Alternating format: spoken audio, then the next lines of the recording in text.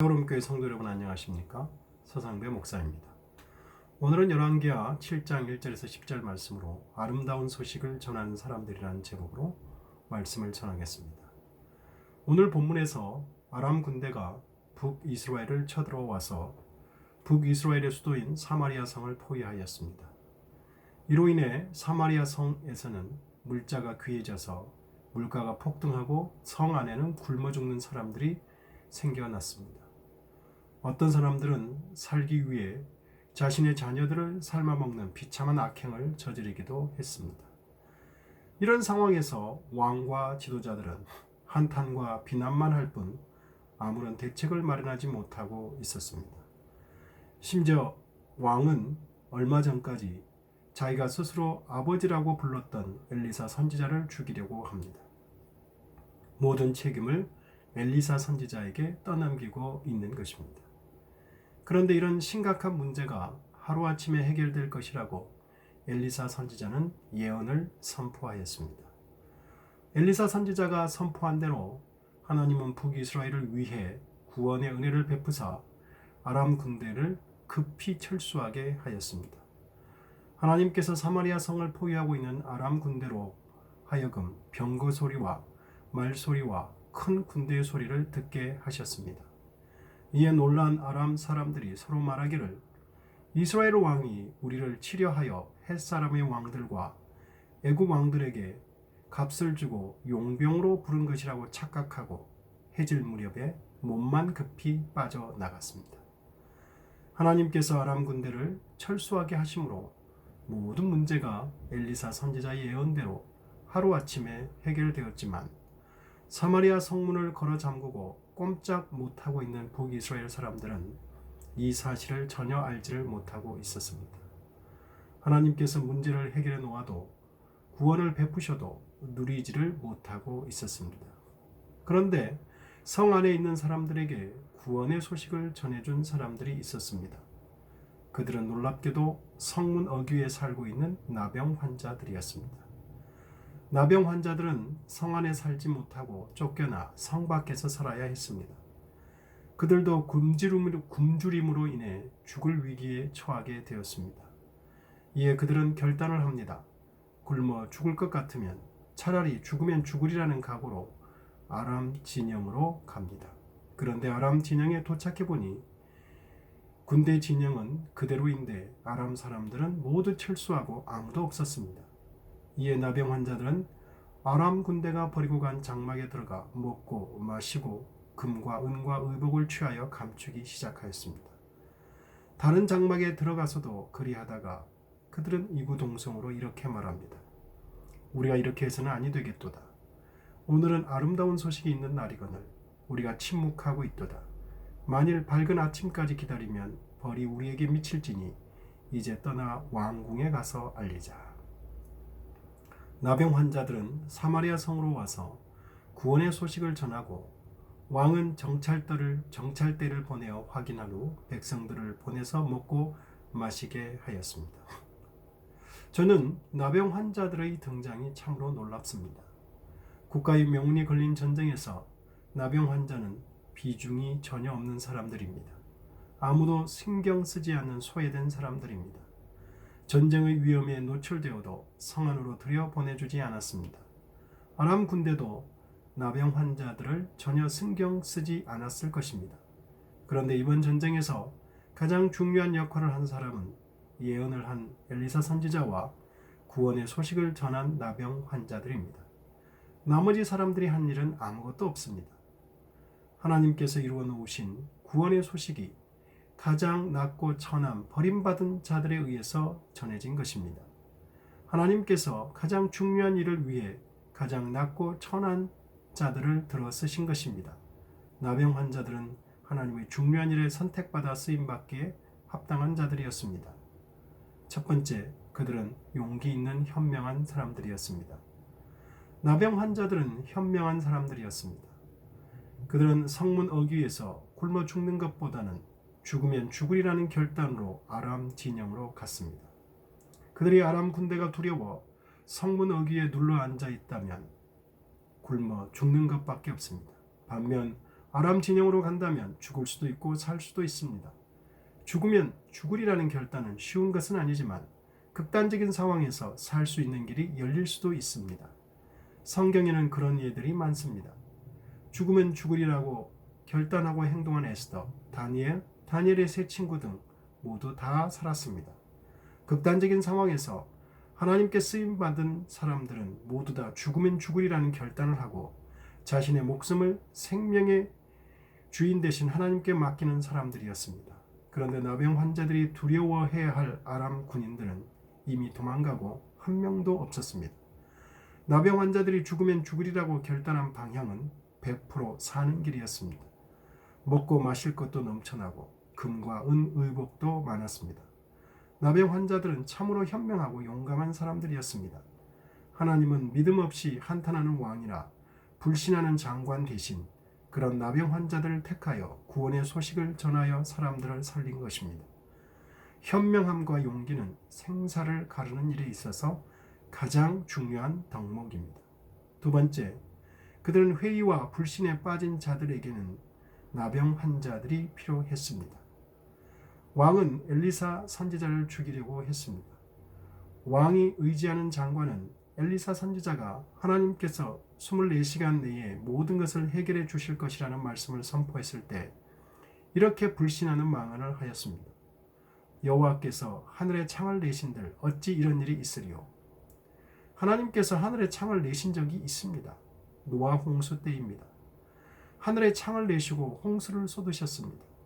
하나님께서 그리하신 이유는 노아 때에 사람의 죄악이 세상에 가득하고 마음으로 생각하는 모든 계획이 항상 악할 뿐이었기에 세상을 쓸어버리시기 위함이었습니다. 장관이 그리 말한 것은 노아 때의 사람들과 같음을 스스로 드러내고 있는 것입니다. 노아가 120년간 방주를 만들며 멸망과 구원을 선포했지만 아무도 믿지를 않았습니다. 엘리사 선지자의 애언도 믿지를 않는 사람들입니다. 아니, 하나님도 자신들을 구원 못하신다고 하나님을 멸시하는 자들입니다. 그럼 과연 누가 구원의 소식을 전해주어야 믿었을까요? 불신과 두려움으로 인해 실제로 성 밖으로 나갈 사람도 없었습니다.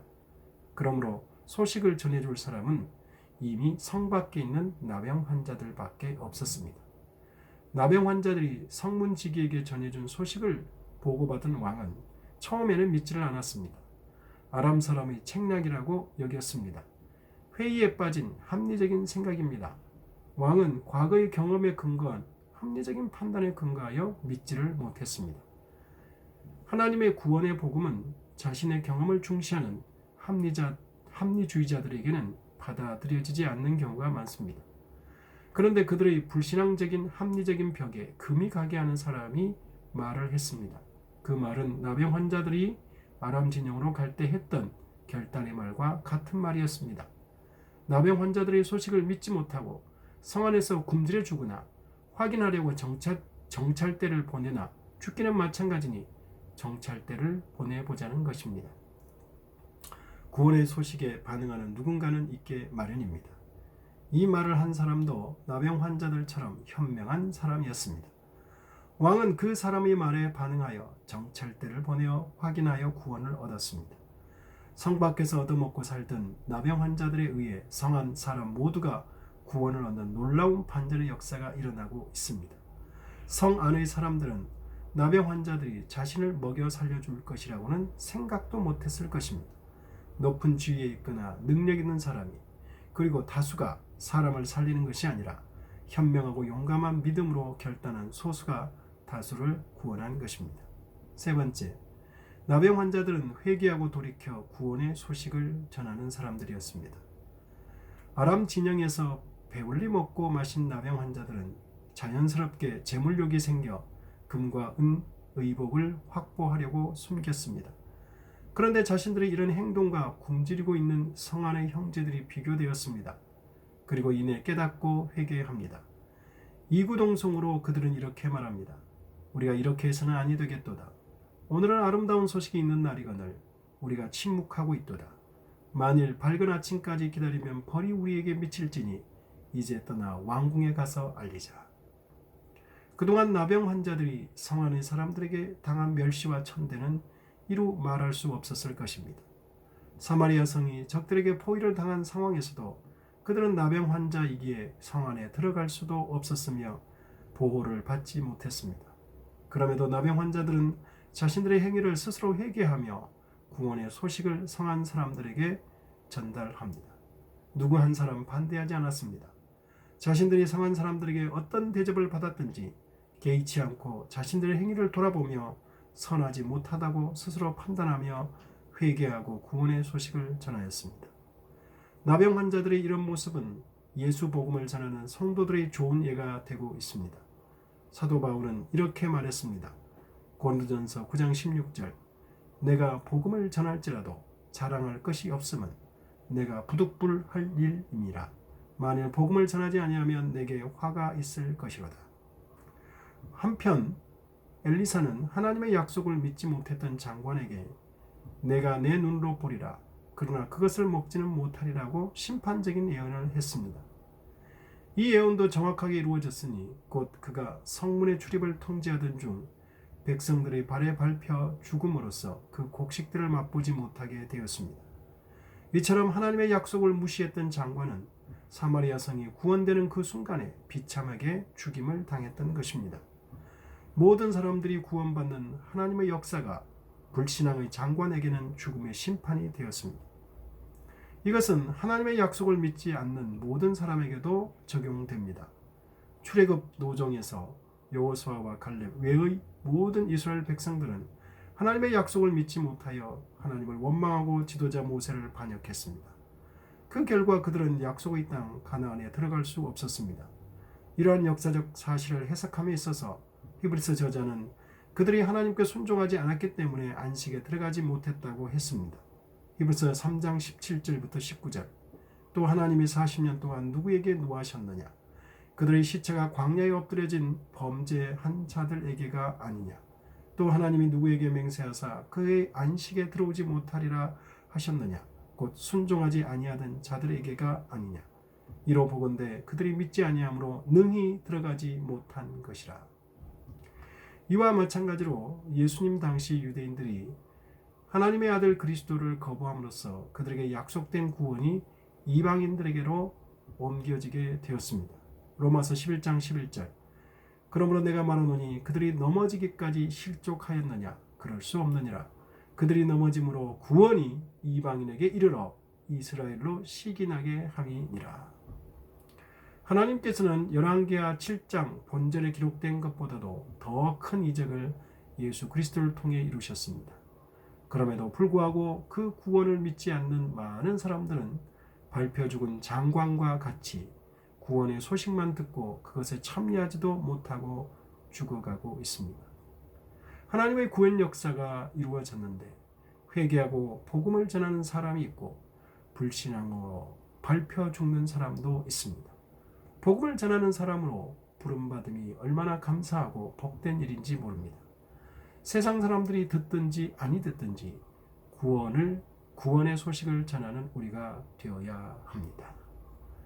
나환자들처럼 본인들이 그 아름다운 구원의 소식을 전하지 않으면 그것은 악한 일이라고 생각했던 사람들, 우리가 만약 더 지체하여 이 복음을 전하지 않고 또는 침묵하면 우리에게 화가 있으리라고 생각했던 그 사람들처럼 사도 바울과 같이 부득불내가 할 일이라 내가 이 복음을 전하지 않으면 내게 화가 임하리라고 생각했던 사도 바울과 같은 마음으로 우리가 하나님의 복음을 세상에 전할 수 있기를 주의 이름으로 부탁드리겠습니다. 기도하겠습니다. 하나님 아버지, 나병 환자들처럼 사도 바울처럼 구원의 소식을 세상 사람들이 우리를 어떻게 대접하든 개의치 않고 부득불 할 일로 생각하고 이 구원의 소식을 전파하지 않으면 내게 화가 있으리라고 생각했던 바울과 같은 또 나병 환자들 같은 생각을 우리가 가질 수 있도록 성령의 은혜가 있게 하여 주옵소서. 예수님 이름으로 기도드려